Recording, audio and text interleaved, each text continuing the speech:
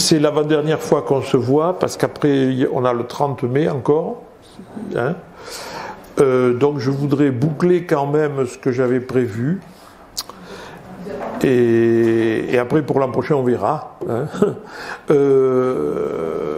Bon. Alors, la dernière fois, bon, ça s'est fini un peu en queue de poisson, parce que, enfin, à cause des problèmes, l'écran n'affichait plus le plan, etc. Donc je ne sais plus exactement où on en était, et je ne sais pas si j'ai été bien clair. Parce que dans ma tête, j'étais plus clair non plus avec ça. Bon. Moi, je voulais faire, c'était ça mon idée, hein, un petit tableau des courants donc, politiques qui ont dirigé et le Conseil général et qui étaient dominants dans le département. Donc entre la période 1871 et 1901. Bon. Et il y a un courant qui a joué un rôle important, c'est ce courant qu'on qualifie d'orléaniste. J'espère que je m'étais fait bien comprendre, c'est-à-dire, hein, au départ, les orléanistes, ce sont des libéraux. J'ai rappelé qu'ils étaient apparus sous la monarchie de Juillet. Hein, bon, donc, même si c'est pas libéraux sur le plan politique et sur le plan économique aussi, hein. Mais sur le plan politique, même si ça paraît pas des partisans du suffrage universel au départ, mais ils ont quand même rétabli le suffrage qui n'existait pas sous la monarchie, sous la Restauration. Bon, donc il y a deux angles sous lesquels on peut essayer de les évaluer ou de les juger, mais l'histoire n'est pas un tribunal, donc on n'est pas là pour juger. Pour faire un point de vue, c'est soit les considérer par rapport à ce qui s'est passé après, alors évidemment on est loin du suffrage universel, mais il faut aussi les considérer par rapport à la situation antérieure, et eux, ils ont constitué un progrès. Hein. Bon. En particulier, bon, c'est dans ce courant orléaniste, je vous avais dit qu'il y avait eu deux personnalités qui avaient essayé qui ont influencé ou dominé le courant dans les années 1840, c'est Fuld, hein, qui ensuite a évolué vers le soutien au régime de Napoléon III, mais sans devenir pour autant bonapartiste. Hein. On ne peut pas dire que Fuld était un bonapartiste. Et un autre qui était de Goulard, qui lui est resté toujours dans l'opposition au régime de Napoléon III, au Second Empire, et qui réapparaît à la fin du Second Empire en portant toujours les couleurs de ce mouvement orléaniste. Mais ce courant qui est handicapé par le fait que l'Assemblée nationale élue en 1871 est à majorité monarchiste. Ce courant est partisan d'une monarchie constitutionnelle, d'une monarchie parlementaire, mais il faut trouver un roi, et l'héritier légitime du trône n'en veut pas. Bon, hein, je ne vais pas revenir là-dessus. Donc, on a trouvé une solution d'attente, et Thiers y a contribué. Hein, ça a été de dire on va essayer de fonctionner provisoirement en attendant que ce prétendant disparaisse. Et à ce moment-là, comme il marquait c'était le dernier des prétendants et des descendants de la dynastie directe des Capétiens Bourbons, après on passerait aux cousins, les Orléans, hein, donc des descendants de Louis-Philippe, qui eux étaient favorables à une monarchie constitutionnelle. Bon. On est donc dans une espèce de no man's land d'entre deux. Hein. Mais comme pendant ce temps-là les événements avancent, et qu'à l'occasion d'élections partielles on voit les bonapartistes reprendre du terrain, eh bien ces monarchistes se sont décidés à franchir le pas et à aller vers une constitution. Bon. Une constitution qui aurait pu, le moment venu, devenir la constitution d'une monarchie constitutionnelle. Et tout ça, c'est l'œuvre de ce courant orléaniste. De Goulard, qui est aux Pyrénéens, a été ministre, proche de Thiers, et puis à un moment donné, ils se sont séparés de Thiers, parce que Thiers a fini par conclure, à la fin de sa vie, que la République, ben ma foi, si c'était une République contrôlée, on pouvait toujours, c'était un système aussi viable que la monarchie constitutionnelle. Bon. Ce que certains monarchistes refusaient, dont de Goulard. Bon.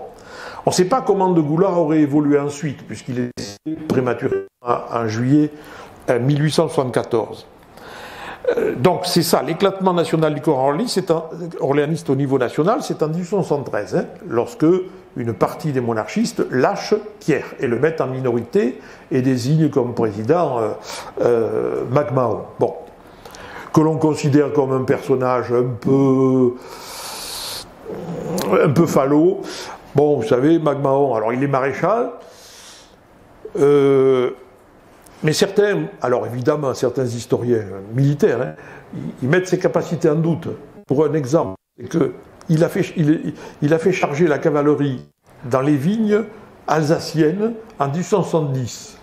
Or, il y avait des cartes d'état-major, et sur les cartes d'état-major, on voyait les vignes, les zones de vignobles. Donc, faire charger des cavaliers dans une zone de vignoble, c'était pas très bien sur le plan tactique. Bon, et ça c'est un reproche qui lui est fait. Après, il a eu des expressions. Il a eu une expression qui est répétée souvent dans les vieux manuels d'histoire. Enfin, les anecdotes. Il s'était exclamé un jour: la fièvre typhoïde, je l'ai eue. On en meurt ou on en reste idiot. Bon, donc comme il était resté en vie, on pouvait penser qu'il n'était pas clair. Bon. Donc en fait, il pensait le manipuler. Mais c'est comme toujours. Ces gens qu'on pense manipuler, un jour, c'est eux qui prennent le dessus. Hein, il faut se méfier. Bon. Alors, au niveau départemental, l'éclatement, il a eu lieu un peu plus tard, en 1876, entre 1876 et 1877. Bon. Alors, je l'avais déjà dit, mais je ne veux pas me répéter. Bon, elle est là, la zapette. Voilà. Alors, le premier, parmi les héritiers, enfin les dirigeants de cette classe, de ce courant orléaniste, il y avait le préfet Tiburce Féraud, qui était le beau-frère de Goulard, qui a été nommé préfet en 1872 à la suite de Thénault, fin 71, début 72, par de Goulard, qui était ministre, et notamment de l'Intérieur, donc il pouvait choisir ses préfets. Et puis, après 75, après l'échec de la candidature proposée par les orléanistes aux législatives de janvier 75, l'échec de Allico, dont je vais reparler tout de suite après, Féraud a obtenu non pas une mutation dans le corps préfectoral, mais il est devenu trésorier payeur général du département du Jura. Et après, il finira sa carrière comme trésorier payeur général, pour revenir à la retraite, et là, il s'engagera de nouveau dans la politique, mais cette fois-ci dans le camp très conservateur, hostile à la République, etc. Bon. Alors, moi je ne savais pas, mais quand on regarde toutes ces carrières politiques, etc., on voit des gens qui ont des évolutions, notamment dans l'administration, où on peut penser que c'est un recul. Un préfet devient trésorier payeur général, on peut dire, tiens, qu'est-ce qu'il a fait? Il est plus préfet. Eh bien, Jean-François Lenay, qui est bien au courant de tout ça, me dit, ah ben non, le trésorier payeur général, il a rang de préfet. Il est un fonctionnaire de même catégorie, et il touche des indemnités peut-être même supérieures, et il a moins de soucis. C'est ainsi, par exemple, il m'a pris un autre exemple, et on en a plein d'exemples là, de gens qui sont sous-préfets, et que, après avoir exercé une fonction dans une sous-préfecture, se retrouvent percepteurs. Enfin, du moins à cette époque-là. Hein. Aujourd'hui, je ne sais pas. Mais moi, sous-préfet à percepteur, je me dis, tiens, eh bien non, le percepteur, il est du même niveau que le sous-préfet, considéré au niveau administratif et financier. Bon. Avec certainement moins de soucis, effectivement. Bon, parce que là, on en a des exemples. Là, il y a quelqu'un, par exemple, dont je vais peut-être parler aujourd'hui rapidement, qui, après avoir été sous-préfet dans plusieurs postes intéressants, a fini sa carrière comme percepteur à Bordeaux. Bon. Donc, Tiburce Féraud, il disparaît de la scène départementale pendant une dizaine d'années après 1875. On le voit réapparaître en 1885. Et celui qui va essayer de jouer une influence importante dans le courant orléaniste et le faire basculer dans le camp républicain, c'est Germain Dupré, dont j'ai parlé. Alors vous voyez, Germain Dupré, il est né en 1811, en 1875, il a 64 ans. Bon, donc il est plutôt en fin de carrière, ce qui ne l'empêchera pas de devenir président du Conseil général, justement en scellant une alliance avec les Républicains et en ayant ramené vers la République déjà une partie des anciens orléanistes. Et c'est comme ça qu'il deviendra président du Conseil général en 1979, et aussitôt après d'ailleurs, en 1882, il est élu sénateur pour 9 ans. Mais alors Germain Dupré, il a mis en piste son beau-frère, qui a joué un rôle important, qui est complètement oublié aujourd'hui, sauf à Argelès, parce qu'il a une rue à Argelès, c'est Michel Alicot. Beau-frère, mais il y a quand même une trentaine d'années d'écart. Germain Dupré avait épousé successivement deux sœurs aînées de Michel Alicot, puisque l'une est décédée un an après leur mariage, et donc il a épousé la cadette qui était célibataire. Germain Dupré était originaire d'Argelès, il était prof d'université, de médecine, à Montpellier. Et la famille Alicot, c'est une famille de juristes de Montpellier. Voilà comment c'est Montpellier qui est leur point commun. D'ailleurs, les deux sont décédés à Montpellier plus tard. Et Alicot, le personnage, donc je voudrais, la dernière fois je suis passé très vite, et puis pas forcément dans de bonnes conditions, donc je voulais revenir un peu sur le personnage. Donc, à l'origine, il a fait des études de droit à Paris, il est devenu avocat à Paris, il a été inscrit au barreau de Paris, il a été d'ailleurs secrétaire de l'ordre des avocats parisiens, et au lendemain de la révolution du 4 septembre, eh bien, comme il fréquente les milieux de l'opposition orléaniste, il n'a certainement pas croisé Eugène Thénault qui fréquentait le milieu plutôt républicain. En 1872, il est nommé sous-préfet de Bagnères. Il va le rester quelques mois, sous-préfet de Bagnères, et ensuite il rentre dans des cabinets ministériels, en particulier au cabinet du ministre de l'Intérieur Victor Lefranc, et Victor Lefranc est remplacé comme ministre de l'Intérieur par Eugène de Goulard. Donc vous voyez tout ça, on voit le lien qui se crée entre Alicot, Goulard, Féraud qui est préfet, qui est le beau-frère de Goulard, et puis Dupré qui est le beau-frère d'Alicot. Bon, donc ce personnage qui a fait un petit passage par Bagnères, il connaît les Pyrénées. Et il va acheter une propriété à Argelès, propriété de la famille Lassalle. Alors Lassalle possédait un manoir à Argelès qui correspond à l'actuelle maison de retraite d'Argelès. C'était l'ancienne seigneurie de Vieuzac. Oui, alors la seigneurie de Vieuzac, elle avait appartenu au seigneur d'Antin d'Ouroute, une autre seigneurie argelésienne d'Ouroute, le village qui a donné naissance aussi à Argelès. Le seigneur d'Ouroute avait vendu ses droits seigneuriaux à Jean Barrère, le père de Bertrand. Mais c'était les droits seigneuriaux qu'il avait vendus. Et il avait donné le manoir, l'habitation, à un fils, enfin pas tout à fait un fils, parce que c'était un fils naturel, c'était un fils de Dantin et de la femme de chambre de Dantin qui s'appelait Lassalle. Seulement une nièce, elle noble du seigneur Dantin, avait épousé ce Lassalle. Ce qui fait que ce Lassalle, son fils, il avait épousé, et il lui avait légué tout le manoir. Et les Lassalle ont joué un rôle très important dans Vieuzac, tant que Vieuzac était indépendant, et puis même après. Lassalle, Jean-Baptiste, a été conseiller général, ils ont été juges de paix, etc. Et le dernier des Lassalle avait épousé une Anglaise, Clémentine Wallace. Et lorsqu'il est mort, eh bien, Clémentine Wallace, elle est restée quelque temps à Argelès, et puis elle a vendu. Et elle a vendu à qui? À Alicot. Voilà, ce sont les descendants qui ont vendu à Alicot. Et elle est allée s'installer ensuite sur la Côte d'Azur. Bon. Et donc Alicot s'est retrouvé propriétaire d'une magnifique propriété à Argelès. Bon. Vous savez, aujourd'hui, Argelès...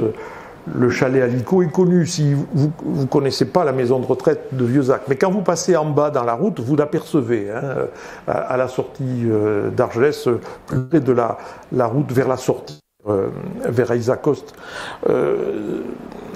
Ça vous donnera l'occasion d'aller visiter Argelès. Mais Michel Alicot arrive là. En mars 74, ou en novembre 74, il est nommé maire d'Argelès par le préfet Ferraud. Tout ça pour qu'il soit Ludo assise pour qu'il soit candidat aux élections partielles de janvier 1875. Et c'est lui qui, aux élections partielles de janvier 1875, représente ce courant orléaniste. Alors il ne se dit pas encore républicain, il se dit partisan de la défense du septennat. Voilà, hein, c'est ce qu'on dit à l'époque. Bon. Et il est battu par un bonapartiste, hein, Dominique Cazot. Et il retourne à Paris. Il retourne à Paris comme auditeur au Conseil d'État. Bien. Il va réapparaître un an après, parce que lors des lois institutionnelles de 1875, de février 1875, puis de juillet 1875, ont mis en place la Constitution. Et il faut élire, à ce moment-là, une Chambre des députés. Et le département est coupé en 4 circonscriptions, et lui, il est candidat dans la circonscription de Lourdes-Argelès. Et il est élu. Donc il fait partie des gens élus en février 1876. Bon.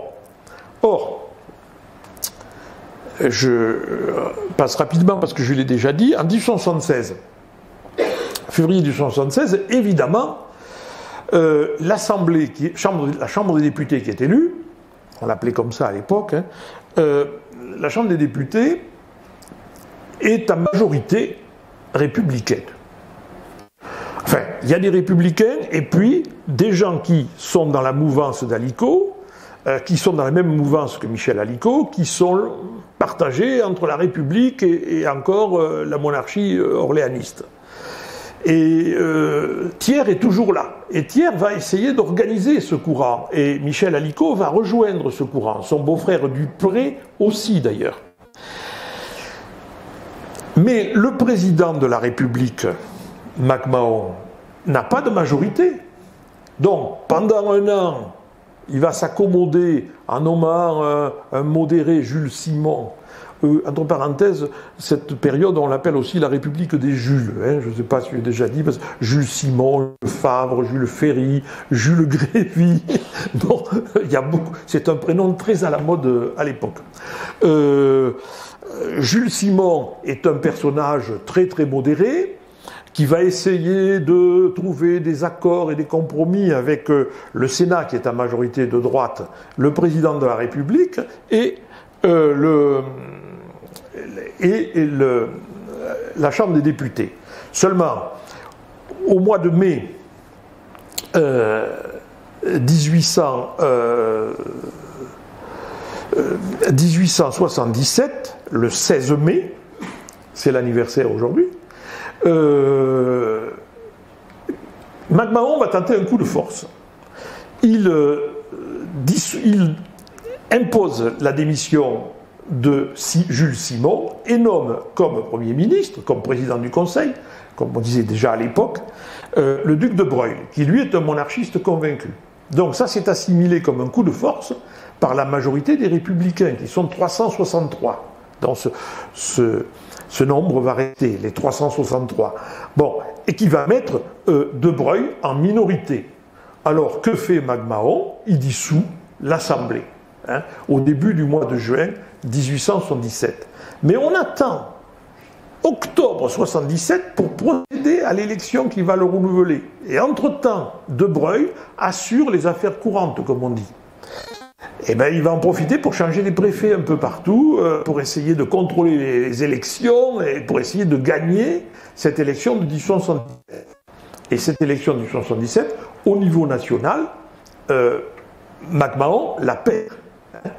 Et là, on a assisté à une alliance de tous les républicains, en particulier meeting à Lille tenu par Gambetta et Thiers. Hein, on n'aurait jamais pensé en 1870 que Thiers et Gambetta tiendraient un meeting commun. Hein, bon. Et tout ça dans le soutien à la Constitution et dans l'opposition à McMahon et dans le soutien à la République. Bon.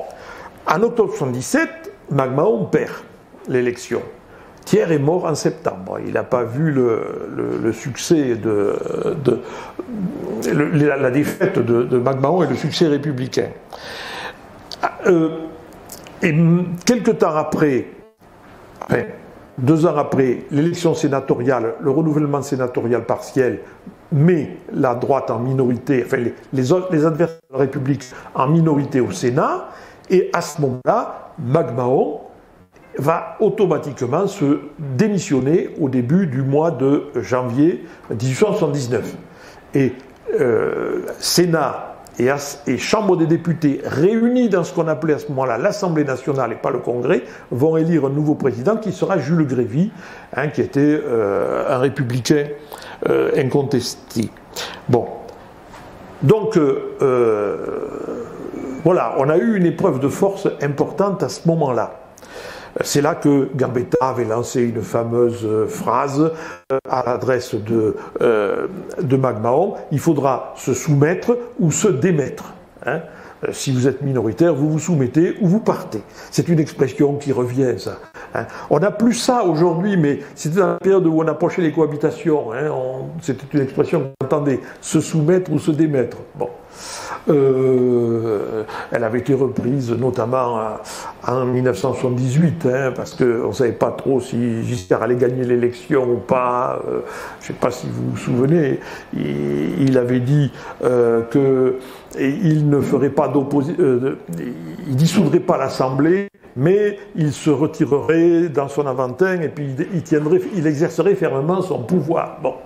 Après, on a eu cette même expression à l'adresse de Mitterrand en 86. Il faudra se soumettre ou se démettre. Bon, pour le moment, ils ne se sont jamais démis, hein, ils se sont soumis. Bon. Donc, voilà ce qui se passe au niveau national. Mais au niveau local, lui, Allico, il est battu. Hein, dans la circonscription de Lourdes-Argelès, c'est le marquis de Breteuil qui est élu pour la première fois. Et Allico retourne à Paris. Mais il était auditeur au Conseil d'État, il y revient maître des requêtes. C'est mieux, il y a eu une promotion entre-temps. Bon. Il va faire une réapparition à nouveau en 1881, où il est élu député de la même circonscription, dans la vague de la victoire des Républicains de 1881. Et il va rester député jusqu'en 85. Mais il appartient à un groupe qui s'appelle l'Union démocratique, c'est-à-dire un groupe de républicains modérés. Ça va être difficile pour lui, parce qu'il va devoir prendre position, en particulier sur un certain nombre de lois laïques. Et alors là, ils tergiversent, son beau-frère Dupré aussi, parce qu'ils ne sont pas d'accord. Eux, ils défendent toujours l'Église et la religion. Alors, je suis tombé, mais la dernière fois, non, je ne savais pas, j'ai découvert depuis, il y a quelqu'un qui nous a amené un dossier de journaux à Argelès, mon association. C'était des journaux électoraux, parce qu'à l'époque, quand il y avait une élection, un candidat député, il sortait son journal électoral. Ça durait le temps de l'élection. Comme aujourd'hui, on fait un blog, et où on est sur Twitter, etc. Il faut s'exprimer. À l'époque, c'était la presse. Et dans la caisse que cette personne avait trouvée chez lui, il y avait un dossier dedans. Il n'avait pas dû le voir. Et ce dossier, c'est assez intéressant, parce que ce dossier, il venait de chez Alico. Et sur un petit problème, alors un problème qui peut paraître secondaire, mais s'est posé la question, en 1880, de la présence ou non sur le territoire des prétendants au trône. Parce que les descendants des Bonaparte, ils vivaient toujours en France, et y compris le prince Napoléon, prétendant au trône de Napoléon III, le prétendant au trône des rois, que ce soit les Orléans ou les Bourbons, qui étaient toujours là, le comte de Chambord, ils vivaient en France. Et la question s'est posée, est-ce qu'on les garde ou est-ce qu'on les fout dehors? Voilà. Et les républicains, évidemment, hop, on les a mis dehors. Voilà. Ils reviendront après la Seconde Guerre mondiale. Hein. Oui, parce qu'ils vont rester longtemps exilés. Hein. Parce que pendant la Seconde Guerre mondiale, je ne sais pas ce qu'a fait celui qui s'appelle le prince Napoléon, mais le comte de Paris s'était rapproché de Gaulle. Parce que eux, ils avaient pensé qu'il pouvait être une solution. La monarchie pouvait être une solution pour sortir du conflit. Il y avait dans les milieux d'Alger en particulier, hein, en Algérie, il y avait des gens qui roulaient un peu pour le comte de Paris. Et puis finalement, le comte de Paris, il a renoncé à toute prétention. Hein.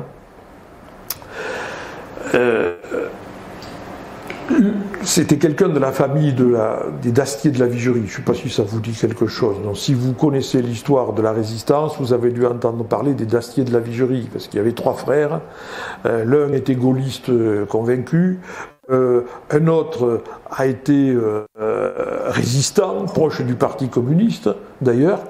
Il était en métropole. Et puis il y en avait un troisième qui était l'aîné, qui lui était proche du comte de Paris et qui a essayé, du général Giraud à Alger, puis bon, ils ont essayé de dire, bon, on va résoudre tous les problèmes hein, de conflits de personnes en nommant le roi. Il est au-dessus de tout, lui, le roi. Bon. Donc, ces prétendants, on les met dehors ou pas? Et Alico, il a voté contre l'expulsion des prétendants. Alors là, à Argelès, il y a eu une réaction. D'autant plus que la presse locale, les Républicains, Georges Dazé en particulier, la République des Pyrénées, qui détestait Alico, n'a pas manqué de le mettre dans la presse. Voilà, ce républicain, c'est pas un vrai républicain et tout. Alors le comité de républicains d'Argelès le condamne. Bon, il lui envoie une lettre, du courrier, ils échangent. Bon, c'est Michel Sénac qui fait l'intermédiaire. Il envoie une lettre très polie à Alico. Mais après, il y a des maires alentours qui, effectivement, envoient des lettres. Et il y a une lettre du maire de Marsous, qui était un notaire, maître Launay. Mon Dieu, c'est un soutien ferme à l'égard d'Alico et une critique en règle des républicains, soi-disant républicains d'Argelès, qui s'en prennent à Dieu, aux valeurs religieuses, etc. Et dans cette lettre, il fait une lettre qui est très longue, c'est intéressant parce qu'on y apprend des choses. Par exemple, il se félicite que l'institutrice qui a été nommée à Marsous n'a toujours pas d'élèves. Elle est là, mais elle n'a pas d'élèves. Et tant mieux, parce que ces instituteurs, ils veulent priver les jeunes d'un enseignement religieux. Ils veulent enlever ses filles à Dieu. Et bien ça, le notaire, il écrit. Hein, et il soutient Alico en lui disant, tenez bon. Voilà, c'est bon. Et alors, il y a toute une correspondance, il y a un dossier comme ça. Alors, ça peut paraître anecdotique, tout ça. Hein, effectivement, mais quand même, ça traduit un état d'esprit, quoi. Hein, donc, il est soutenu. Et lui, eh je suppose qu'il il a mis de côté les lettres des républicains qui lui en veulent, et puis des républicains, des gens qui le soutiennent. Alors, le maire de Marsous, il en profite pour régler ses comptes, d'ailleurs, avec le conseil général. Parce que le conseil général qui avait été élu peu de temps avant, c'est un médecin qui est originaire d'Arens, le docteur Trélaeu, Jean-Marie Trélaeu, ou Jean-Michel, je ne sais plus, qui a épousé une argelésienne, la fille d'un commerçant, qui est médecin à Argelès, mais qui a été élu conseiller général d'Aucun, qui est un républicain, et qui doit bouffer du curé, quoi, parce que visiblement, le maire d'Arens, Marsous, pardon, il dit à Alicot, on va lui faire payer cher, voilà, bon. Il l'a pas payé, hein, en ce sens, très là. Bon, non, mais c'est très tendu. Et puis, comme on travaille aussi sur... il va y avoir... Guillaume Morand organise une rencontre à Luce au mois d'octobre, et Sylvain Lorinet travaille sur un dossier concernant des religieuses qui étaient à Luce. Et il y a des lettres envoyées notamment par un certain Ernest Frilet, qui ensuite a fondé le... Pas piqué des hannetons, là aussi, la critique contre les curés. C'était une période beaucoup plus tendue. Mais bon, c'est quand on va creuser avec tout ça, hein, je fais une petite parenthèse là-dessus, qu'on découvre toute une série de courriers, de correspondances. Alors, ça donne une idée sur l'état d'esprit général quand même. Hein. C'est pas... c'est intéressant. Bon, alors Alicot, il est face à ce problème. Et en 1885, c'est pour ça que les républicains perdent. Hein, parce que ils se divisent. Alicot, lui, il reste sur les mêmes positions. Hein. Et il y a Dazé qui apparaît, et Dazé ne veut pas être sur la même liste qu'Alicot, ni Alicot que la liste de Dazé. Georges Dazé est un avocat tarbé, qui a été élu au conseil municipal à Tarbes, qui est un franc-maçon, qui est un personnage très connu localement, et qui, lui, est beaucoup plus à gauche et sur des positions radicales, si on peut dire, en ce qui concerne la laïcité. Voilà. Et Thénault, lui, eh ben, il soutient Alicot et il se représente avec Alicot. Mais comme Dazé fait sa liste, eh bien, il y a division. Et c'est la querelle religieuse qui fait perdre les républicains en 1885. Mais effectivement, c'est cette branche-là qui vient de l'orléanisme, hein, modéré, qui effectivement, elle ne change pas d'un iota par rapport à sa position par rapport à l'Église. Et c'est le cas donc d'Alicot, qui retourne une fois de plus en 85 à Paris, au Conseil d'État. Bon, alors il va faire une réapparition en 1890. Parce que à Saint-Pé, le conseiller général, le docteur Pomès, meurt et il cherche un candidat pour être candidat républicain à Saint-Pé. Et Alicot est sollicité. Alors il est sollicité, mais à Saint-Pé, il y a le poids du petit séminaire. Hein. Vous comprenez, Saint-Pé, on ne peut pas être ou anticlérical à Saint-Pé. Et Alicot va être élu très facilement dans le canton de Saint-Pé. Il y a 4 communes dans le canton de Saint-Pé. C'était pendant longtemps un des plus petits cantons du département. En 1891, va se passer un événement. On est à l'époque où on commence à parler du ralliement, hein, 1892, le ralliement, 1891, 90, 92. Le pape a invité les catholiques français à se rallier à la République, mais c'est à la même époque.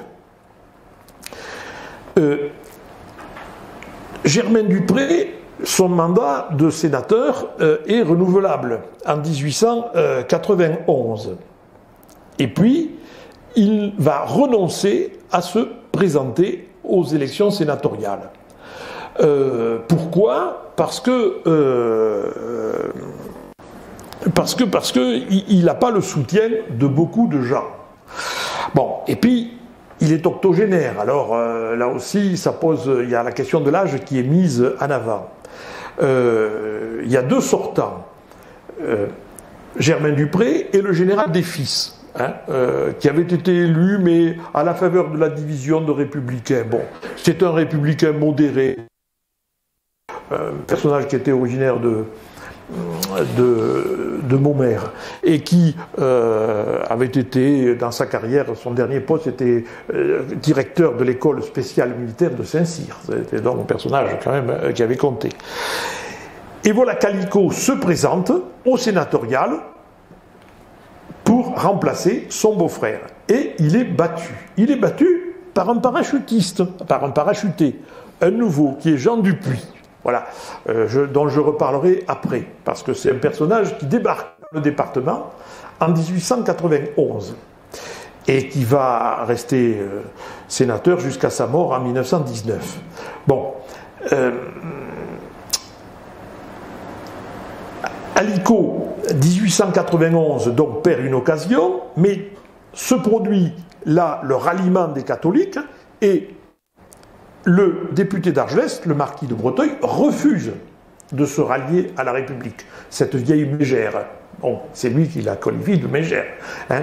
Alors lui, effectivement, descendant de la vieille noblesse, étant un petit-fils d'Achille Fould, ami du comte de Paris, lui, il réunit toutes les droites dans sa personne et il démissionne de manière spectaculaire en 1892. Donc il y a une élection partielle et Allico est élu sans concurrent.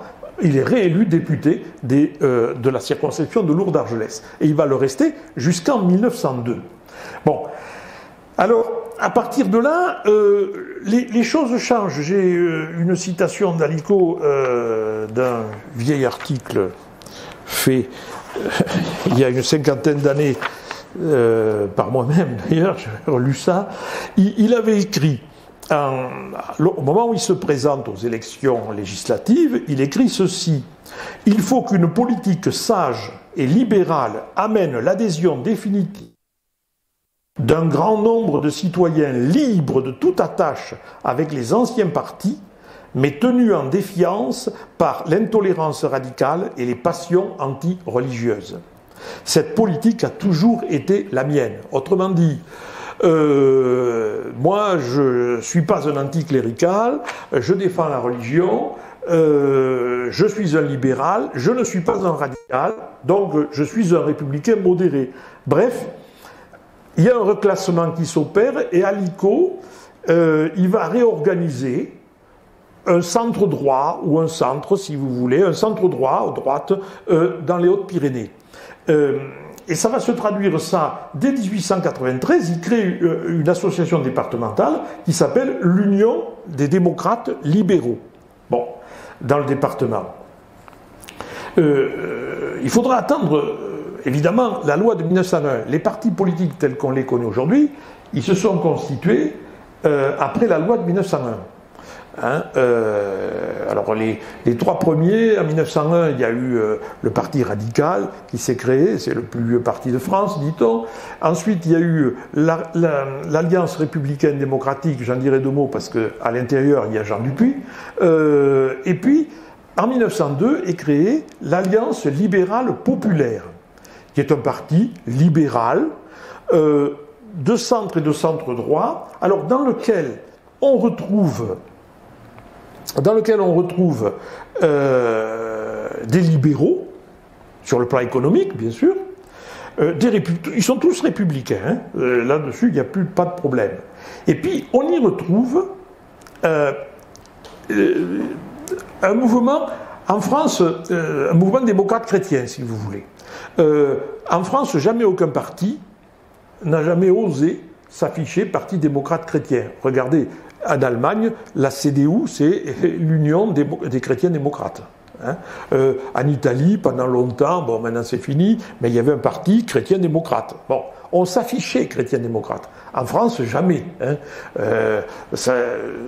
On a eu des partis inspirés par la démocratie chrétienne sur le plan politique, le christianisme social, etc., mais ils n'ont jamais pris ce nom-là, officiellement. Hein. Ça, c'est un effet de la laïcité française. Bon. Et, alors, si je fais une... Et en général, bon, en France, on peut dire qu'on a un centre droit qui est d'inspiration démocrate chrétienne et un centre gauche qui est plus laïque.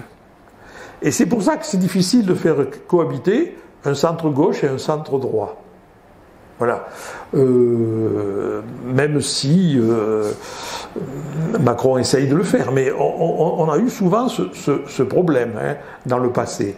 On pourrait citer des exemples, mais je peux aller un peu loin, mais rapidement. Sous la 4e République, il y a le MRP, le Mouvement des Républicains Populaires, qui était d'inspiration chrétienne-démocrate, et le Parti radical, on peut dire que l'un est centre-gauche et l'autre centre-droit. Bon.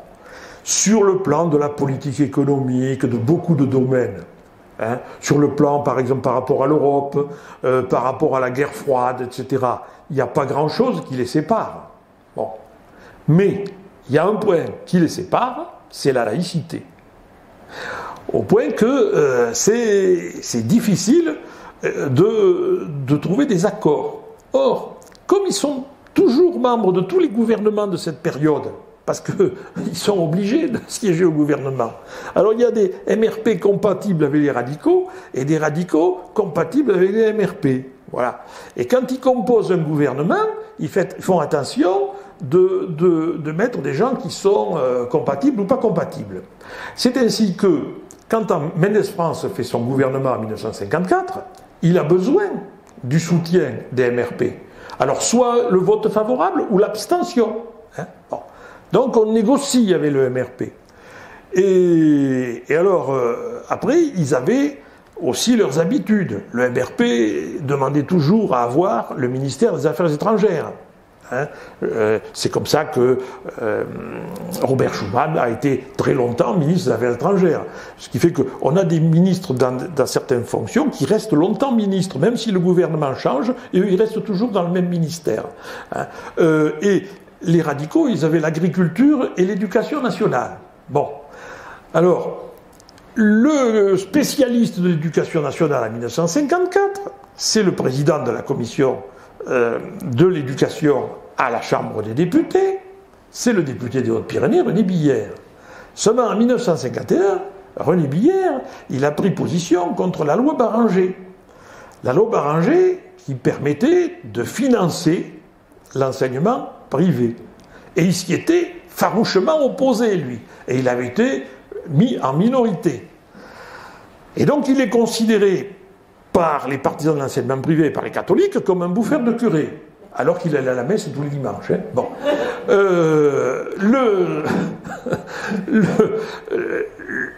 Mendes France lui a dit, alors ça, on l'a entendu de sa bouche, dans un enregistrement, etc., lui a dit, je ne peux pas te nommer à l'éducation nationale, parce que le MRP, à ce moment-là, s'y oppose. Et j'ai besoin des voix du MRP. Voilà. Alors, eh bien, il n'a pas été ministre de l'Éducation nationale. Il a fallu attendre 3-4 ans, oui, je ne sais plus, 2-3 ans après. Bon, mais voilà. Et tout ça, ça empoisonne l'existence.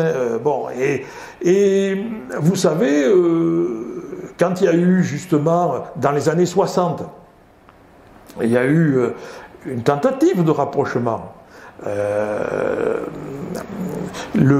Lorsqu'ils ont créé le Centre démocrate, dont le Canuet a été président. Bon, il a été créé en 64. Mais au sein du Parti radical, ils étaient coupés en deux. Il y avait une tendance qui était d'accord pour adhérer au Centre démocrate parce qu'ils ne voulaient surtout pas d'alliance avec les socialistes et encore moins avec les communistes. Et puis il y avait une autre tendance qui ne voulait surtout pas d'alliance avec l'ancien MRP pour des raisons de laïcité. Voilà. La tendance de Maurice Faure était favorable à une alliance avec le Canuet. D'ailleurs, Maurice Faure a été vice-président du Centre démocrate, alors que son propre parti n'était pas dans le Centre démocrate. C'est très compliqué. Hein. C'est très compliqué. Et la ligne de clivage, c'était encore cette histoire de laïcité. Voilà, bon. C'est compliqué. Hein. Bon, c'est très compliqué. Mais ça se traduisait aussi sur le plan syndical. Hein. Parce que, alors là, pour avoir vécu ça aussi, en 1986, vous savez, il y a eu le gouvernement, le Parti socialiste revenu dans l'opposition a essayé de reconstituer un grand syndicat réformateur pour faire pièce à la CGT, quoi. Et ils ont tenté des rapprochements entre la CFDT, Force ouvrière, et la FEN aussi. Bon, c'était la grande idée, ça. Et c'était Laurent Fabius qui était chargé des questions d'éducation, qui avait mené ces négociations. C'est lui qui raconte ça, mais on a aussi des versions, en particulier de FO. Et FO n'a pas du tout voulu d'alliance avec les curaillons de la CFDT. C'est l'expression de Bergeron, pas de Bergeron, mais de son successeur, là, Blondel. Hein. Bon, voilà. C'était très difficile de les rapprocher. Hein, voilà. Parce que la CFDT, c'était une scission de la CFTC, c'est-à-dire le syndicalisme chrétien. Alors tout ça, c'est compliqué. C'est très compliqué. Bon, donc cette question de laïcité, elle a toujours été très très présente. Hein. Bon, et ça remonte donc au fin 19e siècle, quoi. Bon, alors que en 1848, les républicains, hein, qui prônaient la République sociale, etc., avaient été bénis par l'Église. Ici, Monseigneur Laurence encourage les curés à aller bénir l'arbre de la liberté, etc. Bon, donc entre-temps, il y avait eu quand même un revirement de situation. Bon, alors, Alico, à ce moment-là, il va dans l'ALP, on retrouve des libéraux et on retrouve deux personnages, Jacques Piou et Albert Demun. Alors ça vous dit rien peut-être, mais ce sont deux personnages qui ont essayé de mettre en pratique la ligne de Léon XIII. Parce que Léon XIII, il a appelé dans une encyclique, au milieu des sollicitudes, les catholiques français à rejoindre la République, mais quelque temps après, dans une encyclique plus importante qui s'appelle Rerum Novarum, ou Rerum Novarum, je ne sais plus comment on prononce, moi à l'école on me disait mais la génération précédente ils disaient homme. Bon, donc, dans l'encyclique Rerum Novarum, Léon XIII condamne fermement la lutte des classes comme solution aux problèmes sociaux. Mais, il invite ceux qui ont les moyens de partager avec les plus pauvres. Et donc, il fait naître ce qu'on a appelé le christianisme ou le catholicisme social. Voilà. Et c'est à partir de cette encyclique qu'un certain nombre de gens vont dire, bon, il faut créer un mouvement sont apparus tous les mouvements catholiques sociaux. Et Albert Demun en est un des pionniers. Et également, le catholicisme politique, si vous voulez, l'engagement de la démocratie, etc. Bon. Alors, le successeur de Léon XIII a condamné tout ça, hein. Bon. Mais le pape Léon XIII a fait beaucoup de travail là-dessus. Enfin, je ne veux pas m'éterniser parce que ce serait très intéressant de faire un cours d'histoire religieuse et politique, parce que finalement, ça a marqué notre société, qu'on le veuille ou qu'on ne le veuille pas aujourd'hui. Hein, on en est tributaire. Lundi, on ne travaille pas, c'est Pentecôte. Et pourquoi? Quand il y a eu la loi sur la séparation de l'Église et de l'État, il y avait des amendements pour dire on supprime tous les jours fériés religieux et on les remplace par d'autres jours fériés. Voilà. C'était Maurice Allard, député du Var, qui avait déposé ces amendements. Il voulait même interdire le port de la soutane dans la rue, ainsi que le port des cornettes, etc. Hein, bon, c'était très dur, ça. Bon. Et Maurice Allard était un prof de philo qui avait été élu dans le Var et qui était sur des positions très radicales au moment de la loi sur la séparation de l'Église et de l'État. Et c'est Jaurès qui a soutenu la proposition de loi de Briand et qui a fait qu'on n'est pas allé aussi loin, parce que sinon ça aurait capoté, hein, c'est sûr que ça n'aurait pas été adopté. Bon. Il y a eu il y a quelques années à la télé, c'est quand je ne sais plus qui était président de l'Assemblée nationale, ils ont reconstitué des débats comme ça, des débats anciens, c'était notamment avec le Centre national de la documentation pédagogique, bon c'était reconstruit, alors il y avait ce débat sur la séparation de l'Église et de l'État, avait fait l'objet d'un téléfilm, alors je ne sais pas, il avait dû être diffusé sur la chaîne parlementaire et puis après distribué en DVD. Moi, je sais que je le passais aux élèves parce qu'on pouvait, on avait le débat. Bon, c'était des acteurs qui tenaient les rôles. C'est Pierre Arditi qui tenait le rôle d'Aristide Briand, rapporteur de la loi. C'est Jean-Claude Drouot qui tenait le rôle de Jaurès. Mais il y avait aussi un Vendéen qui était tenu par un personnage aussi qui était très fort. Bon, c'était très très intéressant. Et le débat, on le voyait bien. Alors, ce qui s'était passé, c'est que il leur fallait des figurants pour faire la masse des députés. Et ce sont des parlementaires qui avaient joué les figurants. Voilà. Parce que on leur apprenait avant, c'était ce président de l'Assemblée nationale, je ne sais plus qui c'était, on avait vu dans la manière dont il montrait comment le film s'était réalisé, il leur apprenait à claquer le pupitre, etc. pour perturber le débat, c'était amusant. Et dans les figurants, il y avait François Badi, avec une moustache qu'on ne reconnaissait pas d'ailleurs, il était dans les figurants. Voilà. Bon, c'est assez rigolo. Ils ont fait comme ça 2-3 autres débats importants, notamment sur le vote des femmes. Ça, c'est sur les fameux débats sur les votes des femmes dans les années 20 et 30. Bon, là, je m'égare beaucoup. Donc, voilà, 1902... il y a la création de l'ALP. Et c'est Allico qui va la monter dans le département. Bon, alors, en 1902, il est battu, lui, aux élections. Alors, par un trublion dont je parlerai après, qui est Charles Achille Fould. Il est battu à Argelès. Bon. Mais il est réélu en 1906. Alors, en 1902, la loi de séparation de l'Église et de l'État n'avait pas été votée, mais en 1906, elle venait juste d'être votée quelques mois auparavant. Et Allico est réélu, et il restera député jusqu'en 1910, après il ne se représentera pas, et il est mort en 1912, à 70 ans, au cours d'un séjour à Montpellier. Et il avait siégé dans un groupe de députés des libéraux. Alors, j'ai parlé de lui parce que, finalement, ce personnage, il a incarné la naissance d'une droite républicaine libérale dans le département. Et c'est un courant qui s'est maintenu dans le département des Hautes-Pyrénées.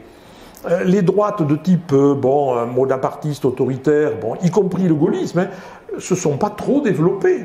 Si on prend ici l'époque du RPR et de l'UDF, l'UDF avait beaucoup plus d'élus et beaucoup plus de voix que le RPR.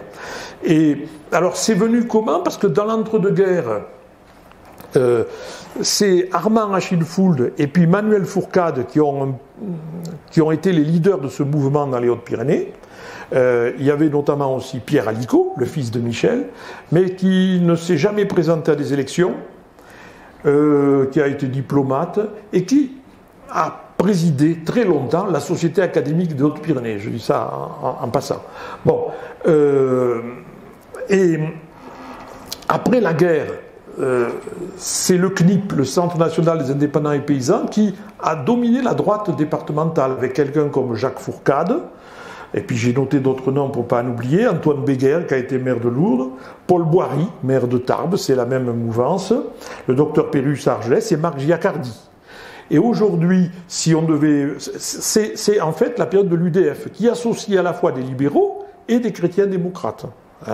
Bon, les deux grandes figures de la fin du XXe siècle et du début du XXe, si on devait mettre deux personnes, c'est le docteur Pierre Bleuler de Lannemezan, qui a incarné le mouvement chrétien-démocrate dans le département, et puis Gérard Trémège aujourd'hui, maire de Tarbes, qui était un libéral aussi, et qui l'est toujours d'ailleurs, je pense. Bon, et voilà, on pourrait dire, si on établissait une continuité avec la ligne d'Allico, c'est ça. Voilà, vous comprenez? Pour vous donner une ligne, faire un peu de généalogie politique.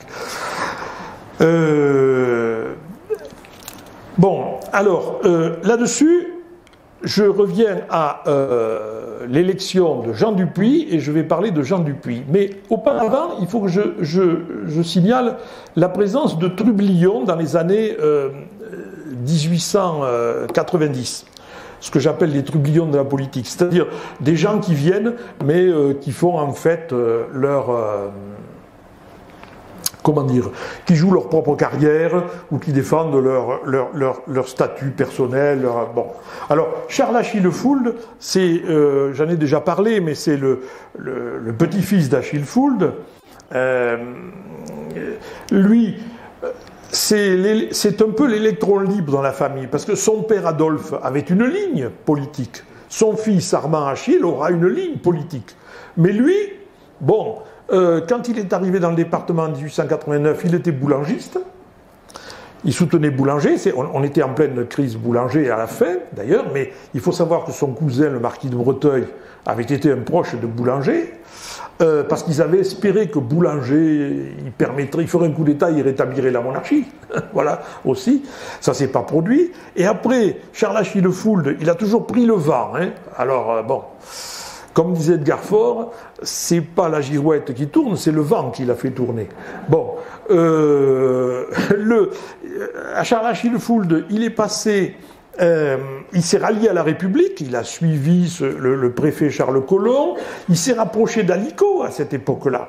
Hein, ce qui lui a valu, il avait été élu député en 89, mais soutien de Boulanger, réélu en 93, républicain rallié, réélu dans la circonscription de Tarbes-Nord, hein, Tarbes-Vic. Il a été réélu en 1898. Cette fois-ci, ça avait été dur, 1898, hein, parce qu'il avait un adversaire, Joseph Fitt, et il a été réélu de justesse en 1898. Et alors, en 1902, il sait très bien que sur Tarbes-Vic, il sera battu, donc il cherche une autre circonscription. Et la circonscription qui lui paraît la plus favorable, c'est celle d'Argelès. Et donc, il va affronter Allico-Argelès. Et, alors, évidemment, il est connu dans cette circonscription, parce que le nom Fould, c'est quelque chose, c'est connu. Bon. Mais, en même temps, il va dire qu'il comprend les lois, il est pour la laïcité. Il défend la laïcité. Au point que, venait de se créer en 1901 des cercles radicaux à Argelès, à Luce, eh bien, ils le soutiennent. Il ne présente pas de candidat. Et c'est lui qui apparaît comme étant le candidat des radicaux et des laïcs. Ce qui vaudra d'ailleurs au congrès radical départemental qui suit, on peut le voir ils avaient un journal hebdomadaire qui était très bien fait d'ailleurs à l'époque, et où vous trouviez tout ça. Les radicaux argelésiens, ils se sont pris une sacrée volée de bois vert, ceux de Luce aussi, pour avoir soutenu Charles Achille Fould. Hein, ça a provoqué une crise d'ailleurs à Argelès, parce que Charles Sénac, petit-fils de Jean-Pierre, en a démissionné du conseil municipal. En disant qu'il se laissait acheter par le veau d'or, etc. Bon, c'est comme ça qu'on le surnommait, Fould, le veau d'or. Bon, celui-là en particulier. Enfin, c'est celui qui, n'est-ce pas, avait épousé, je cherche, Claire Heine, qui possédait le château de Béchevel, qui avait racheté Oléac de Bath, et qui possédait aussi une grande propriété d'élevage de chevaux dans l'Orne, Charles Achille Fould. Bon. Et lui, voilà qu'il soutient, il dit je suis pour la laïcité. Et d'ailleurs, il va voter la loi. Mais il va dire que ça a été une erreur après, parce que en 1906, il est battu à plat de couture et il ne se représentera plus du tout. Donc on peut dire que Charles Achille Fould a été un personnage un peu électron libre qui a circulé selon le vent. Il y en a un autre personnage aussi qui a été présent dans les Hautes-Pyrénées, mais côté Bagnères cette fois-ci. C'est Edmond Blanc. Alors vous avez Edmond Blanc lorsqu'il s'est présenté à gauche pour la première fois en 1893, quand il a été élu député, et vous avez le même Edmond Blanc à la fin, dans les années 1900. Il est né en 1856 et il est mort en 1920. Né à Neuilly, mort à Neuilly. Il avait une fortune personnelle considérable. Son père était le fondateur de la Société des bains de mer et du casino de Monte-Carlo. Bon, pour dire qu'il devait avoir des sources de revenus importantes. Et lui, il avait un haras à lui, à la Selle Saint-Cloud, dont il a été maire de 1890 à 1912. Voilà la villa à la Selle Saint-Cloud. Le voilà lui avec c'est pas lui, mais je pense que c'est un de ses pur sang, ou si c'est lui peut-être en photo, je sais pas, j'ai pas vu la légende. Et puis alors le voilà tel qu'il était caricaturé. Hein. Il aimait les chevaux, vous voyez. Bon, la caricature est claire. Bon, or ce personnage, il est républicain. Hein. En fait, il défend c'est bien d'être. Il vient chercher un siège de député. Voilà. Et il le trouve dans les Hautes-Pyrénées, quoi. Bon. Après, ça lui permet à Paris de siéger à la Chambre et de fréquenter un certain nombre de milieux. Au grand dam d'ailleurs, de son adversaire radical, Henri Cabardos, qui n'a jamais pu finalement être élu député, qui a fait un bref passage au Conseil général, parce qu'Edmond Blanc a été élu conseiller général des Hautes-Pyrénées pendant un mandat, conseiller général de Bagnères, hein, aussi. Bon, il ne s'est pas beaucoup investi dans le département, hein, inutile de dire. Charles Achille Fould aussi, il a été conseiller général pendant 5 ans à Rabastens. Hein, mais il siégeait peu au Conseil général. Bon, en fait, ça ne les intéressait pas trop, le Conseil général, mais c'était l'occasion d'avoir un point d'appui pour ensuite se représenter aux législatives. Bon, alors, il y a un troisième parachutiste qui apparaît, c'est Jean Dupuy. Mais alors lui, c'est tout à fait différent. Hein, c'est tout à fait différent. Il a fondé un courant centriste. Hein, courant centriste. Alors, qu'est-ce qui le différencie d'Alico? Eh bien, c'est la laïcité. Voilà, parce que c'est un libéral comme Alico, un républicain, mais il défend de la laïcité. Et alors, souvent dans les textes, on les appelle des républicains de gauche. Voilà, alors ça paraît bizarre toujours, mais bon, voilà. Et ils porteront cette étiquette jusqu'à leur disparition dans le département, juste au lendemain de la Première Guerre mondiale.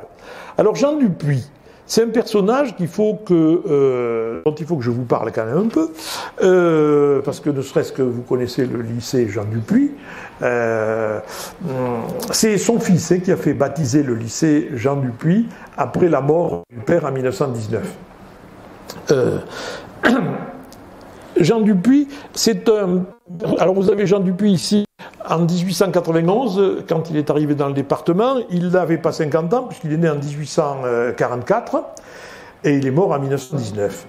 Il est né à Saint-Palais, en Gironde, pas du tout dans les Pyrénées-Atlantiques, mais en Gironde. Issu d'un milieu très modeste, son père avait fait plusieurs métiers. Bon. Et il y a un curé qui l'avait pris, pourtant il a été laïque après, laïcard, mais bon, un curé l'avait pris sous son aile, en se disant, ce petit, il n'est pas idiot, il faut en faire quelque chose, etc. Et il l'avait fait embaucher par un huissier, et puis il a fait un peu de droit, etc. Et il s'est retrouvé un jour huissier, lui-même, huissier de justice. Et il est monté à Paris. Mais... bon, c'est ce qu'on appellerait aujourd'hui enfin, je ne sais pas si on appelle ça encore, mais en fait, dans notre génération, on parlait de self-made man, hein, un homme qui s'est fait tout seul. Bon, parce qu'il s'est intéressé à la presse. Et il est allé faire des piges, il a travaillé dans un grand journal quotidien national qui était le Petit Parisien à l'époque. Et puis, il a été remarqué par le directeur et le patron, qui était un certain Paul Piégu. Et puis il a été intégré progressivement, et voilà qu'en 1888, il a 44 ans, eh bien, il devait être très entrepreneur, hein, Jean Dupuy. Il se retrouve, directeur du Petit Parisien, qui était un grand tirage, un journal à grand tirage, au niveau national. Pendant l'affaire Dreyfus, à la fin du siècle, il tire à 1 million d'exemplaires, hein, le Petit Parisien. C'est l'ancêtre du Parisien libéré. Hein. Alors, c'est un personnage qui, évidemment, s'intéresse au journalisme, et du journalisme va s'intéresser à la politique. Donc on cherche un siège. Et le siège, on va le trouver dans les Hautes-Pyrénées. Bon, il n'y a pas d'attache dans les Hautes-Pyrénées. Hein. Là, je vous ai mis Jean Dupuy vers 1905, et là, au début de la guerre de 14, je crois qu'il a vieilli un peu, etc. Bon.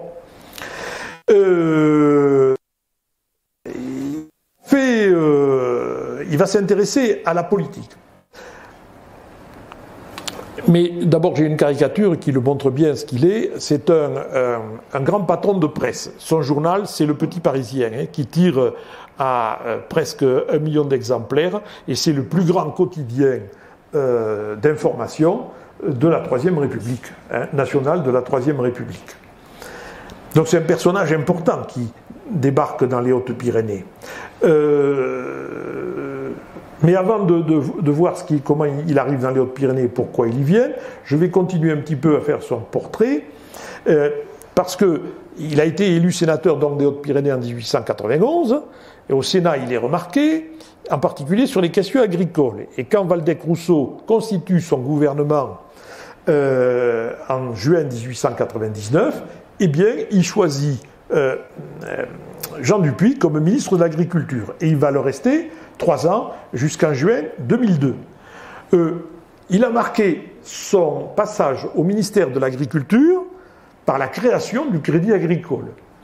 Bon, qui n'était pas ce qu'il est devenu aujourd'hui, mais enfin, c'est lui qui est le créateur du Crédit Agricole et d'autres institutions d'ailleurs. Ensuite, il a été plusieurs autres fois ministre. J'ai des photos ici, voilà, hein, plusieurs fois ministre, jusqu'à la guerre de 14.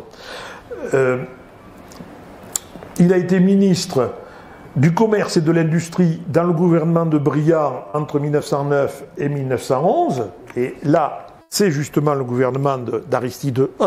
Je me suis... Ah, cette flèche. Non, c'est par là. C'est par en bas qu'il faut que j'appuie. Non. Alors, je vais retrouver la photo de Briand quand même. Voilà. Aristide Briand assis au milieu, et puis tous les autres, ce sont les ministres. Et sur le point rouge, vous avez Jean Dupuy, qui est ministre donc du commerce et de l'industrie. Et puis, il va devenir, de 1912 à 1913, ministre des Travaux publics. Bon, entre parenthèses, c'est une époque où se construisent dans les Hautes-Pyrénées des trains et des tramways de chemin de fer qu'on appelait d'intérêt secondaire. Par exemple, le train de Pierrefitte à Cotteret et à Luce. C'est lui qui vient inaugurer la gare de Cotteret en 1901. Et qui est monté par le train à cette époque-là. Donc, il n'oublie pas son département. Après quoi, il sera ministre des Postes dans le gouvernement de Poincaré en janvier 1912. Vous savez, à l'époque, on change souvent. Et puis, pendant la guerre, il sera ministre d'État en 1917, avant que Clémenceau n'arrive au pouvoir. Bon. Donc, c'est un personnage qui est très présent dans les milieux politiques. Et il est particulièrement influent. Pensez, un patron de presse. Hein, il peut faire et défaire les gouvernements comme il veut, quoi. Bon. Donc, ce personnage, c'est un personnage important qui appartient à un parti politique qui est le deuxième parti créé en France, l'Alliance républicaine et démocratique, qui est laïque et libérale. Voilà. Et il est aussi, depuis 1897 jusqu'à sa mort, président du syndicat de la presse parisienne. Donc, c'est un homme de grande influence. Hein. Voilà. Et il s'intéresse dans... Il est aussi sénateur et président du Sénat. Le voilà ici à la sortie d'une séance au Sénat. C'est au milieu il est au milieu de la photo. Alors, il débarque en 1891 chercher un siège. Mais il va se mêler aussi de la presse départementale. Alors ça, c'est quand même quelque chose de... Alors ce tableau... Je l'avais déjà montré l'an dernier, mais il n'est pas lisible de loin. Mais je vais essayer de vous l'expliquer quand même. Allez de l'autre côté, parce que ce sera plus simple. Bon. Sous la Troisième République, avant que les partis ne se créent, en 1901, ce qui constitue l'organe qui réunit les partis, le lien entre eux, les mouvances, parce que ce n'est pas des partis où on prend une carte, c'est des mouvances politiques. Ce sont les journaux. Et c'est autour des journaux que les gens se rassemblent. Alors, vous avez là, sur la période qui va de 1870 à la fin du 19e siècle dans les Hautes-Pyrénées, l'inventaire des journaux. Il y en a eu beaucoup, hein. Il y en a eu beaucoup. Vous pouvez les lire aux archives. Hein. Alors, vous voyez ici tout à fait à droite, il y avait l'Écho des Vallées qui est devenu l'Avenir, qui était un journal monarchiste qui paraissait à Bagnères et qui a paru jusqu'en 1944. Hein. Ensuite, on a eu un journal qui était l'Ère impériale, devenu l'Ère nouvelle, qui était un journal bonapartiste qui a paru, mais bon, on peut dire qu'elle a paru régulièrement jusque vers 1900, et après elle a paru, elle a disparu, elle est réapparue, mais sous forme hebdomadaire. Bon, c'était des nostalgiques, hein, ça ne représentait plus rien. Mais l'Ère nouvelle a joué un rôle très important tant qu'elle a été la propriété de Fuld. Mais Charles Achille l'a vendu. Charles Achille l'a vendu au moment du ralliement. Hein, parce que la rédaction de l'Ère Nouvelle ne voulait pas entendre parler de ralliement. Alors Charles Achille, il l'a vendu. Ensuite, nous avions ici, c'est un petit journal bagnéré, la Petite Gazette, qui était républicaine et qui a duré. Mais autre journal important, au centre, l'Observateur. C'était le journal fondé par De Goulard en 1869.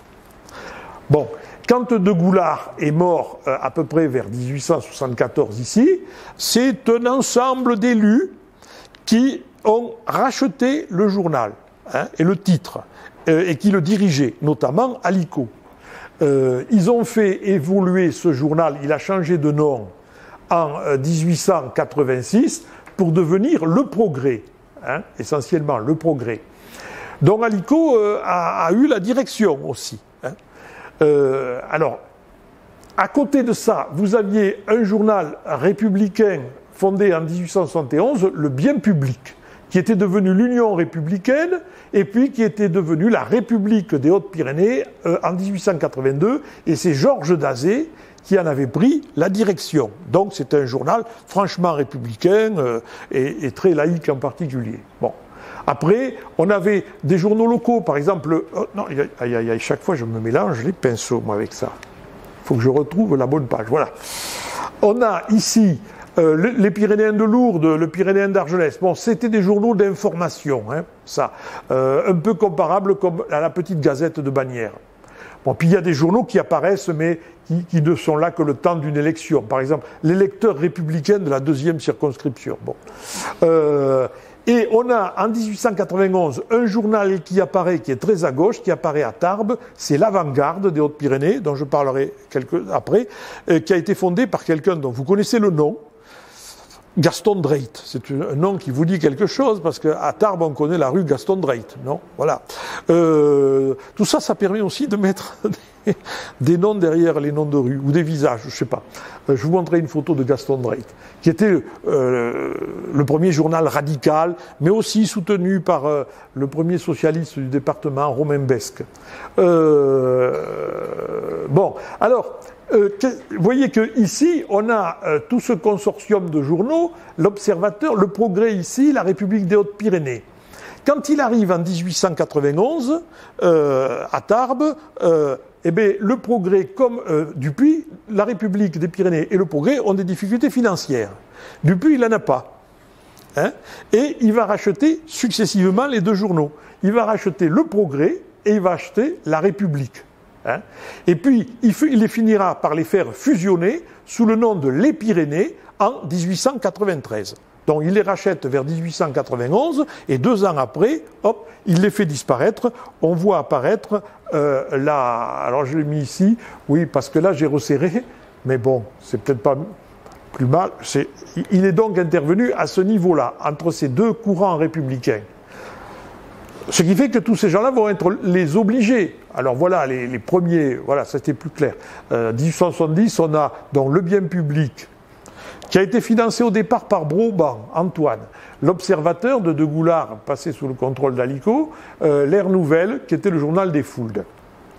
Et puis après, voilà, la fusion, c'est ici, Le Progrès qui va devenir Les Pyrénées. Bon, Les Pyrénées, qui est un journal qui va paraître jusqu'en 1917. Et qui va disparaître. Enfin, non, il va disparaître en 1920, parce qu'il était la propriété, le titre était la propriété de Dupuy, mais l'imprimeur possédait les locaux, l'imprimerie, c'était l'imprimerie L'Escamella, qui était une imprimerie importante de Tarbes. Et puis l'Escamella, le fils d'Escamella, c'était l'espoir de la famille, et il se fait tuer dans les premières semaines de la guerre de 14-18. Résultat, c'est la mère qui a porté ça à bout de bras, et puis à la fin, elle l'a vendu. Elle l'a revendu à Armand Achille-Fould, et puis le journal a disparu. Mais en 1917, Dupuy crée un nouveau journal qui est Le Républicain, qui paraissait et qui est installé dans les ateliers rue Bertrand Barrère.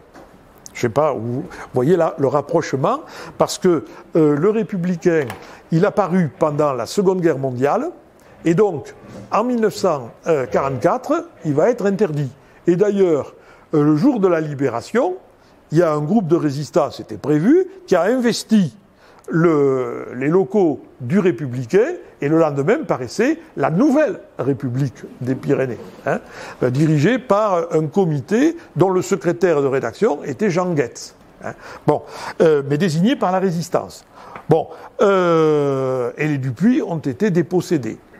Bon, alors après, ils sont re-rentrés dans leur propriété dans les années 1950, mais je ne vais pas rentrer dans les détails, sinon on n'en sortirait plus. Donc, Jean Dupuy, il devient un gros patron de presse dans les Hautes-Pyrénées aussi, puisqu'il détient le seul journal républicain, qui est les Pyrénées, parce que la République va subsister, mais elle va disparaître assez rapidement. Puis en 1915, il va faire apparaître, en 1917, il crée le Républicain qui durera jusqu'à la fin de la guerre, de la Seconde Guerre mondiale. On aura, à partir de là, aussi des journaux extérieurs qui vont arriver, au début du XXe. La Dépêche a une édition dans les Hautes-Pyrénées à partir de 1904. Et c'est sur elle que vont s'appuyer les radicaux dans les Hautes-Pyrénées. Et après 1905, on va voir apparaître un nouveau journal qui est Le Semeur. Le Semeur, qui est un journal catholique, dirigé par le rédacteur en chef était un chanoine, le chanoine Joannolou. Et c'est un journal qui va durer jusqu'à la fin de la guerre, de la Seconde Guerre mondiale aussi. Alors c'est un journal qui est très très bien renseigné, Le Semeur, parce que les correspondants locaux, c'était les curés. Alors, les curés, ils envoyaient des infos sur ce qui se passait dans leur village et on pouvait le retrouver dans le journal. Voilà. Moi, en lisant un jour, je vois, tiens, Soulhomme, le bistrotier du coin, il avait tué un sanglier lors d'une chasse, d'une battue, etc. C'était raconté dans le journal. Mais c'est le curé qui avait dû transmettre l'info, parce que il n'y avait pas de correspondant sur place. Donc, voilà. Mais la Dépêche, elle aussi, avait ses correspondants locaux, qui étaient les instituteurs. Donc, qui envoyaient aussi les infos. Bon, faut imaginer ça. Et puis, il y avait la Petite Gironde qui s'est implantée aussi à ce moment-là, qui venait de Bordeaux, enfin, le journal fondé par Eugène Thénault. Donc, voilà, c'était pour vous donner une idée, parce que la presse jouait un rôle important à ce moment-là. Alors, Jean Dupuy, il a aussi un courant politique qui est proche de lui. On y retrouve parce que, oui, il est républicain, laïque, bien sûr, mais c'est quand même des républicains modérés. Et donc, une partie des élus modérés républicains vont soutenir Jean Dupuy. En plus, il a la presse, il a de l'influence, etc. Bon, moi, j'ai retrouvé une lettre à Soulhomme. Il voulait faire construire une école parce qu'ils n'avaient pas d'école, ils dépendaient de Pierrefitte. Bon, alors, et comme Soulhomme, pas de Pierrefitte, c'était Nestalas à l'époque. Et comme il voulait pas dépendre de Nestalas pour aller à l'école, parce que ça a toujours été des étincelles entre les deux communes, et ça dure. Ils ont voulu faire construire une école. Seulement, le problème, c'est que pour accéder au terrain et au bâtiment de l'école, il fallait un escalier. Parce que c'était tout en pente. Il fallait aménager un escalier. Donc, il prévoit un escalier, c'est très bien, et les services de sécurité, ils retoquent l'escalier. Ils disent la sécurité des enfants n'est pas assurée, etc. Bon, voilà, on n'en veut pas de l'escalier. Alors, le maire de Soulhomme Alors, c'est compliqué parce que le maire de Soulom, à cette époque-là, il n'habite pas Soulom. Il est juge d'instruction dans le Gard. Il vient à Soulom l'été, pendant les vacances. Et d'ailleurs, chaque fois qu'on lit les délibérations du conseil municipal, absent le maire. Et c'est l'adjoint qui fait le travail. Seulement, le maire, c'est le deuxième fils d'un notable qui était là pendant longtemps. Vous comprenez? Et alors, on avait besoin de ce notable. Mais lui, il écrit depuis le Gard. Et alors, il écrit notamment, c'est lui qui défend ce projet, et il écrit à qui? Ben, il écrit à Dupuy. Voilà. Et on retrouve la lettre qu'il envoie à Dupuy et la lettre de Dupuy dans les archives départementales parce que le ministre, le préfet, qu'est-ce qu'il fait lui, hein? Dupuy, qu'est-ce qu'il fait? Il envoie tout au préfet en lui disant « Vous allez m'arranger ça ». Hein? Et il lui dit « Ah, mais le maire de Soulom est un personnage honorablement connu ». Et puis n'oubliez pas que c'est un grand électeur qui vote pour les sénatoriales. Or, quand vous êtes préfet et que vous avez un ministre ou quelqu'un qui est influent comme les Dupuy, hein, et que, parfois il est toujours dans les gouvernements hein, qui vous nomment, etc., bon, eh bien, l'autorisation de construire l'escalier, elle a été donnée. Il y est toujours. À ma connaissance, il n'y a jamais eu personne qui se soit fait mal. Mais en fait, voilà. Et ça, c'est rigolo. Hein. J'ai trouvé ça dans le... Alors, on trouve ça où? Eh bien, dans la série 2O, sur les travaux des communes, vous avez série 2O aux archives, vous avez les travaux faits dans chaque commune. Bon, vous pouvez les voir dans vos communes, etc. Et dans le dossier de l'école, il y a le courrier. Hein, parce que le préfet, il avait dû faire suivre le courrier après, ça a été archivé et c'est classé, heureusement. Bon, alors moi j'ai photocopié ça, c'est assez amusant. Mais on trouve toujours plein de petites choses comme ça. Et ça montre comment il procède, quoi. Hein, voilà. Donc, vous comprenez qu'un certain nombre d'élus modérés vont pas se mettre à dos Jean Dupuy, un personnage aussi influent. Hein. Bon. Alors, ensuite, il a ses réseaux. Il a ses réseaux au Conseil général en particulier et dans la circonscription de Lourdes-Argelès. Vous verrez pourquoi après. En particulier, il a les deux Trélaun d'Aucun. Michel Trélaun, qui a été conseiller général d'Aucun de 1890-1910, qui était médecin à Argelès, dont le neveu, d'ailleurs, est devenu médecin à Argelès, associé avec lui et conseiller général en même temps, c'était des fils d'agriculteurs d'Arens. Il y a une maison qui s'appelle d'ailleurs la maison Trélaun à Arens, c'est une ferme. Paul Trélaun a été médecin et puis il a été conseiller général ensuite d'Argelès de 1908 à 1911 et puis d'Aucun quand son oncle est mort de 1911 à 1915. Ces gens-là sont des fervents soutiens de Jean Dupuy.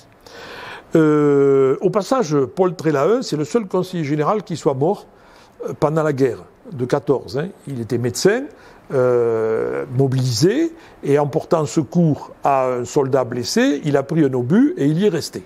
Voilà, c'est le seul conseiller général. Alors, théoriquement, il y avait une plaque. Le conseil général avait décidé à l'époque de mettre une plaque. Hein, c'était le seul qui était mort pendant la guerre, il fallait quand même mettre une plaque. Et puis cette plaque, elle a disparu. Elle a disparu, elle n'y est plus. Bon, il a comme soutien Michel Sénac d'Argelès, qui est un modéré. Et Jean Dupuy est aussi un modéré.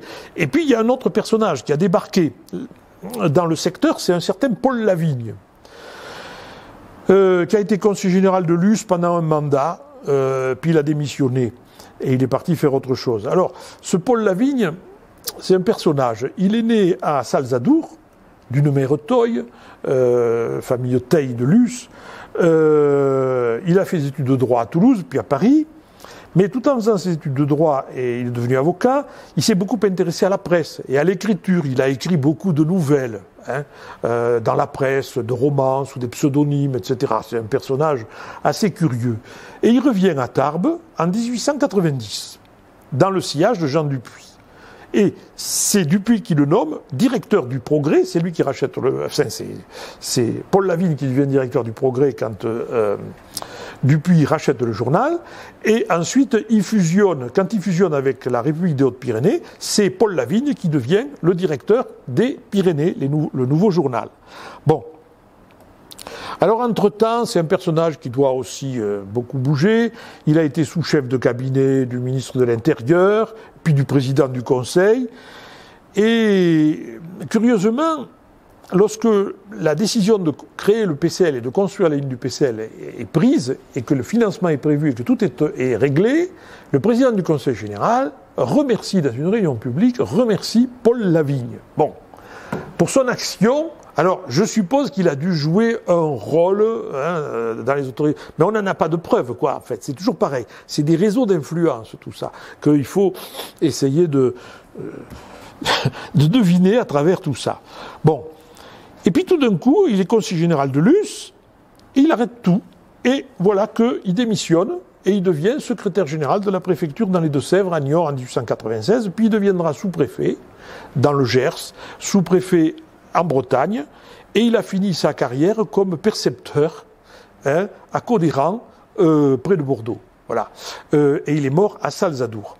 Il a eu des descendants, parce que quand on a fait le dictionnaire du conseiller général, on a eu du mal à retrouver sa famille. C'est curieux, mais il est mort il y a quelques années, il n'y a pas très longtemps. Maître Michel Lavigne, je ne sais pas si vous connaissiez, à Tarbes, il a été avoué ou avocat tarbais, eh bien c'était un petit-fils de Paul Lavigne. Un autre luséen, Charles Drouhen, était aussi un des soutiens de Jean Dupuy. À Lourdes. Alors à Lourdes aussi, il avait des soutiens. Et il a eu un soutien important à Lourdes. Quelqu'un qui a été maire de Lourdes de 1904, puis après qui a été à partir de 1904, puis qui a été conseiller général en 1909, c'est Justin Lacaze. Alors Justin Lacaze, à Lourdes, c'est le fondateur de la banque du même nom, qu'il y avait à la place Marcadal. Après, ça vient jusque sur Tarbes. Un maire de Tarbes, Georges Magnoac, qui a été maire de Tarbes de 1900 à 1912, et puis qui a été aussi conseiller général. Georges Magnoac, vous connaissez le nom, était aussi un membre de l'ARD, l'Alliance des Républicains démocrates, l'Alliance libérale démocrate, je ne sais plus, de ARD, oui, ARD, à laquelle appartenait notre ami Jean Dupuy. Un des fondateurs de cette ARD était Louis Barthou, Bernay, Boiset aussi. Hein. Bon. Et puis il y en avait un autre aussi qui était tarbé, c'est le docteur Ulysse Sempé, qui a été aussi conseiller général avant la guerre. Vous avez peut-être connu un petit-fils ou un arrière-petit-fils, je ne sais plus, qui était le docteur Gabriel Sempé. Ça devait être un petit-fils. Hein. Il n'a jamais fait de politique, Gabriel Sempé. Il a fait du sport, et puis il s'est fait une réputation, parce que vous vous souvenez, quand Tarbes avait participé et gagné Interville, il répondait aux questions culturelles. Vous savez, il y avait des questions culturelles à la fin. Et c'était le docteur Gabriel Sempé qui répondait aux questions avec mademoiselle Barlang, qui avait été longtemps la bibliothécaire de Tarbes, municipale de Tarbes. Bon, et puis il y a un personnage dont il faut évoquer, même s'il intervient après, c'est quand même Paul Dupuy, le fils cadet de Jean Dupuy, dont Jean Dupuy fera son héritier. Il a squeezé l'aîné, Pierre, et qui est mort en 1927. Lui, il est mort assez jeune. Il est mort en 3 jours. Il a eu une fièvre, une typhoïde, et hop, il a été plié en 3 jours. Alors lui aussi, licencié en droit, avocat au barreau de Paris, mais ça ne l'intéresse pas. Hein, et il devient rédacteur dans le journal de papa. Mais c'est un gars qui est passionné par la technique et par la mécanique. Alors il s'intéresse au sport mécanique de l'époque, et en particulier la bicyclette, le cyclisme. Oui, c'est un sport mécanique.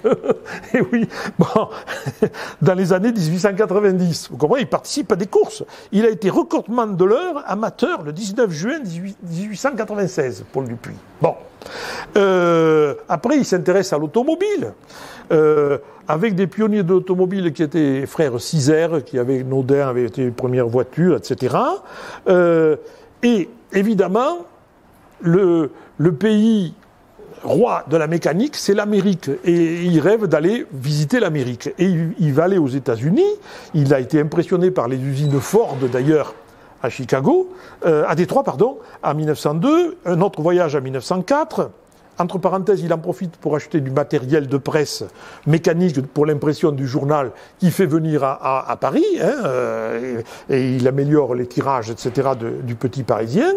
Un autre voyage, 1908, là il revient avec une épouse, Miss Hélène Brown, et en mai 1909, il devient co-directeur du Petit Parisien avec son père. Bon, alors, lui, il s'est intéressé à tout ce qu'il a observé aux États-Unis, et il a travaillé surtout dans le journal. Alors en particulier, la publicité. Il a créé un office de publicité propre au journal. Ça, c'est nouveau. Et il patronne des épreuves sportives. Voilà, des épreuves sportives nouvelles, dont il contribue à participer indirectement, mais pas beaucoup, parce que c'était un autre journal, au Tour de France, et il avait patronné la première course d'aéroplane, d'avion, entre Paris et Madrid en 1911. Bien. Et puis surtout, il diversifie les publications du groupe du Petit Parisien. Il crée un journal de photos, alors aujourd'hui, l'Excelsior. Un journal de photos, mais si la photo c'est quelque chose bon, ça date du milieu du 19e siècle, mais publier un journal de photos c'est quelque chose de nouveau. Il crée un journal dont vous connaissez certainement le nom, en 1908, c'est Science et Vie. Il est à l'origine de Science et Vie. Et d'ailleurs, pendant longtemps, le groupe de presse qui a géré Science et Vie était le groupe de presse Excelsior.